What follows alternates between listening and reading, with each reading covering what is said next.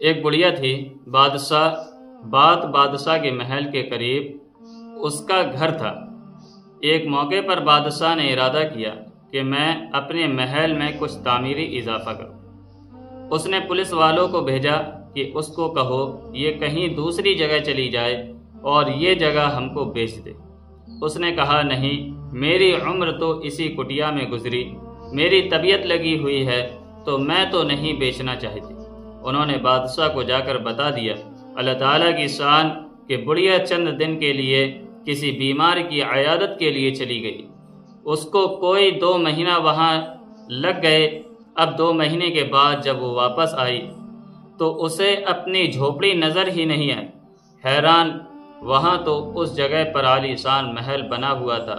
اس نے لوگوں سے پوچھا تو انہوں نے کہا تو کہیں تالا لگا کر چلی گئی تھی، پیچھے انہوں نے تیری سب چیزیں برباد کر دی اور اپنے محل کو 2 مہینے میں اسٹینڈ کر کے اتنا بڑا بنا دیا، اس کا نام و نشان ہی نہیں۔ اس نے کہا ایسا کیا؟ لوگوں نے کہا تو تھی جو نہیں۔ جب لوگوں نے اسے کہا کہ تو تھی جو نہیں، انہوں نے ایسا کیا تو کہتے ہیں کہ اس بڑھیا نے آسمان کی طرف دیکھ کر کہا اے اللہ، اگر میں یہاں نہیں تھی تو یہیں تھا۔ یہ الفاظ کہنے تھے۔ کہتے ہیں کہ محل کی چھت جو تھی وہ زمین کے اوپر آ گئی۔ بادشاہ کو بتایا گیا کہ بڑھیا آ گئی اور تمہارے محل کی چھت زمین کے اوپر آ گئی۔ اس نے آ کر معافی مانگی، پھر بڑھیا کو علیحدہ کٹیا بنا کر دی۔ تب اس کو پتہ چلا کہ یہ بڑھیا اللہ تعالیٰ کی کتنی مقبول بندی تھی۔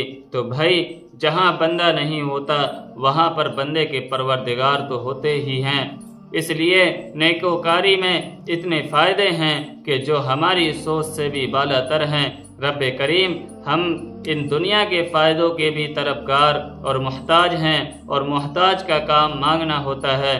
اللہ تعالیٰ سے مانگتے ہیں رب کریم ہمیں دنیا و آخرت کی سرفرازی عطا فرما دے۔